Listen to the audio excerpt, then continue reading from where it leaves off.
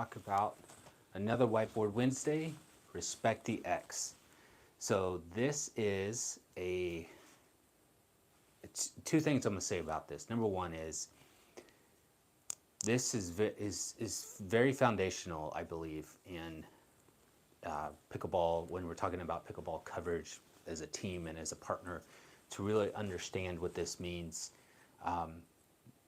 Number two, it's also a game changer for a lot of my, so I teach a lot of beginners and a lot of intermediate players, and as we're learning to play and they get to a point where they're starting to make progress on the court, they're now working towards getting to the no volley zone line, and they're starting to work on a little better as a team, and now they want to understand how to work better. This is probably one of the very first things I teach them is respect the X.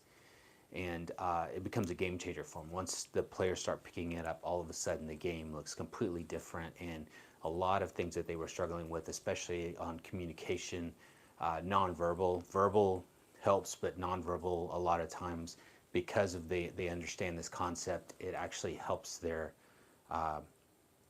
have a lot more success on the court without having to have a lot of verbal communication, okay? And I'm not saying verbal is bad. I'm just saying generally, if you understand this, then then you understand like where the ball is going, then you know whose ball it is. All right, so if we were to take this player, and it's important that we use the players, this player and this player. If we take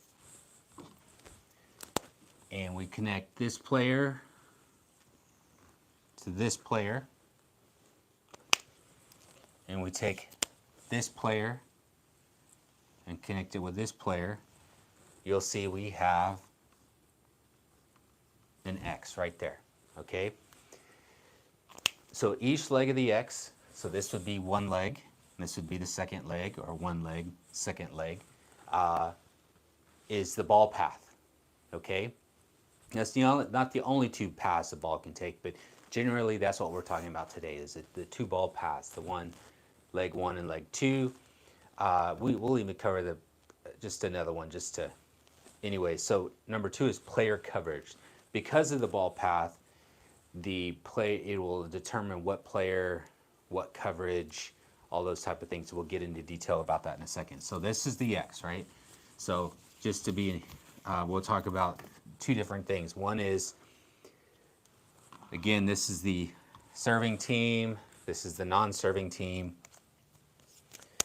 This player serves the ball here, and we know this is the X. And then this player hits the ball back this way. Let's say, because we want to make it more realistic, right? Let's say that this player hits the ball more here, right? Still here, and then this player runs over to cover, okay? What this player essentially did was leave this whole area open. Now it's open, okay? And so then this player gets to the line. Now this spot is open. Unless this player hits a neutral shot and can recover, they've created a whole open spot here. Again, we're talking about beginner and intermediate players. So when this happens, a lot of times, then this leaves this open, and then these players can just put that ball back in there and create some trouble for this team, okay? Another thing is, so that's one of probably the first things I see is this player overplaying. Now, if this player can come over here and hit a shot that's either neutral and doesn't hurt them, or hits a shot that puts pressure on this team and they can't respond offensively, then that's okay. But for the most part, when we're talking about beginners and intermediate players who are still working on their third shot drop, or working on being offensive with their third shot drop, then it makes more sense that this player takes this shot and they stay in their respective areas, right?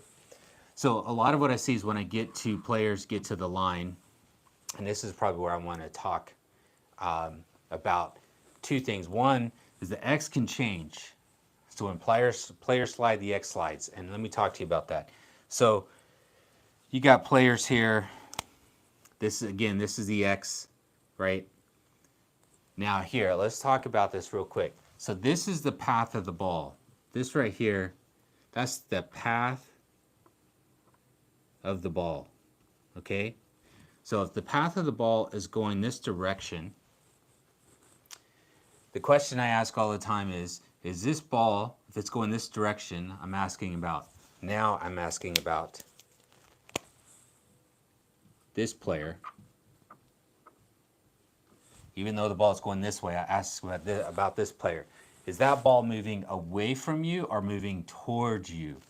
We're talking about this player here.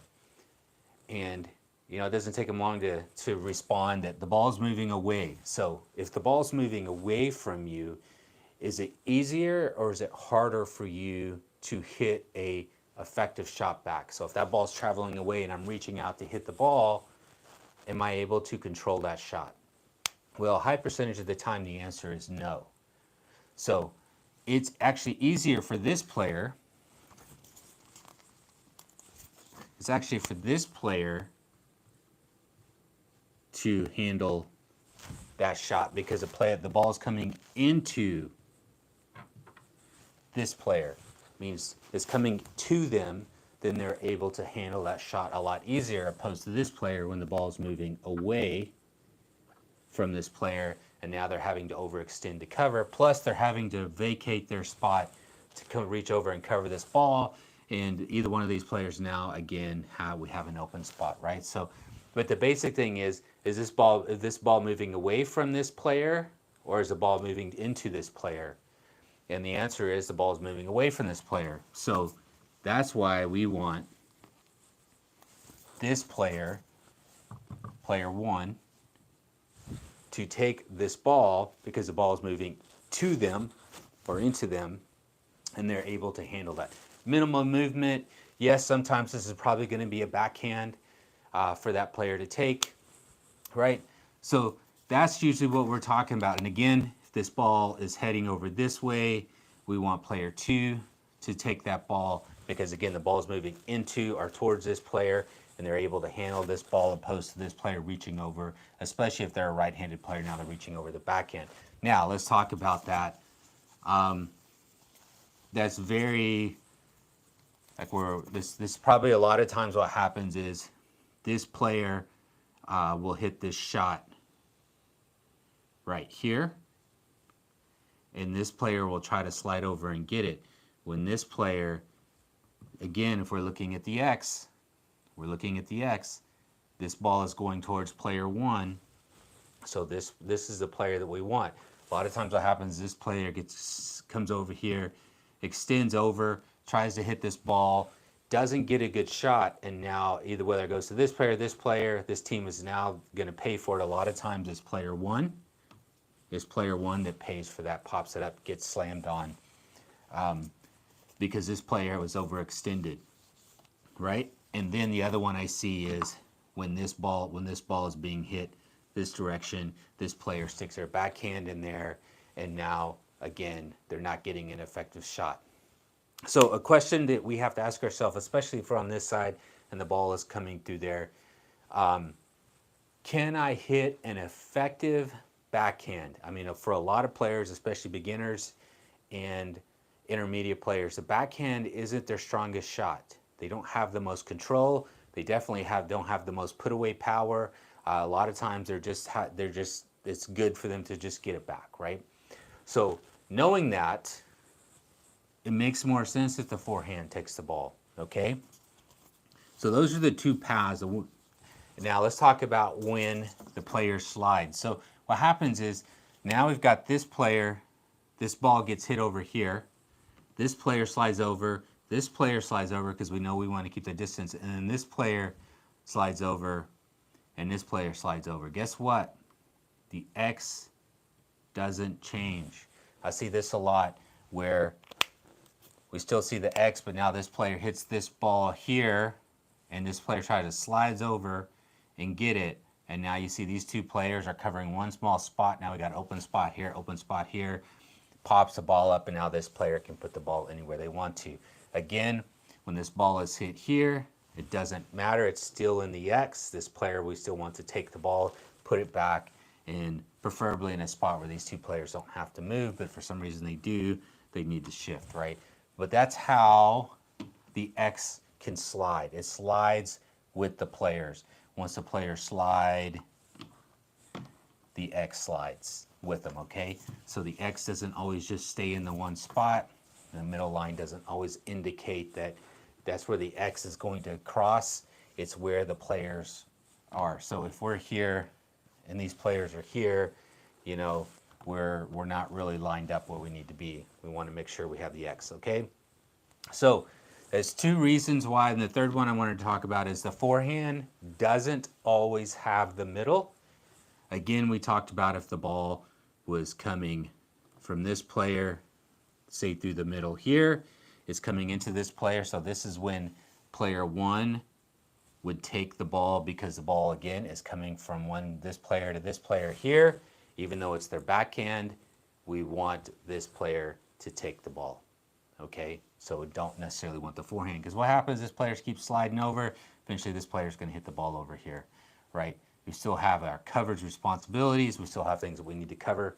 So that's a time when forehand doesn't necessarily have the ball, okay? Now, if the ball is being hit straight up the middle, yes, we want that forehand, because the idea is that the forehand has better control, has better put away power than the backhands of most players. That's why we would want the forehand. But again, forehand doesn't always have the middle, especially when you're talking about the X. Okay, so again, today we talked about respect the X. We talked about just the basic principle of that. When I teach them that, we play like a deke game, and we work on moving the ball and the players moving. And then once they start moving, we start understanding, after hitting a few shots and players taking the ball that they don't need to take, we start understanding that. Next thing you know, it starts sinking in, and then all of a sudden the game changes. And then we talk about that at the outside level. We're talking about it as we're moving in. We're still talking about the X and how that can shift from side to side, what player has it, why we want each player to take that ball. And then it also allows players to know what shot they need to focus on. So if their backhand isn't as good, but the ball is coming to them in the X, they know that that's the responsibility, that is more incentive to work on a weaker shot to make it more effective. All right, so I hope that was pretty simple. It was probably more in depth than I was intending to go, but hopefully that makes sense. Okay, so the first three things is each leg of the X. First one is the ball path from player to player, and player coverage, so it lets you know what player covers what shot. The X can change. When players slide, the X slides with them. So as the ball moves from side to side, the players move from side to side, which means the X moves from side to side, right? Forehand doesn't always have the middle when we're talking about the X. Determines on the ball path and who the ball is moving into. That's going to determine who takes that shot. Okay? Again, I hope that helps. We still have the Pickleball Ultimate Drilling Guide that we're giving away for free. It'll be in the link down below if you want to get a hold of that. It's just something we're using to help all of our players here with their drilling. That way they can keep up with it weekly. If there's a video that you would like to see us break down on the whiteboard, please feel free to leave those in the comments or let us know. We're happy to go ahead and put that on our list, and we'll even tag you and let you know when we do it. Okay? Please, if this was of value to us, let us know how this helped your game. Please please subscribe, please turn on the notification bell, and that way you don't miss a Whiteboard Wednesday. Again, my name is Thomas Yelloweyes with Night Train Pickleball, and we'll see you in the next Whiteboard Wednesday.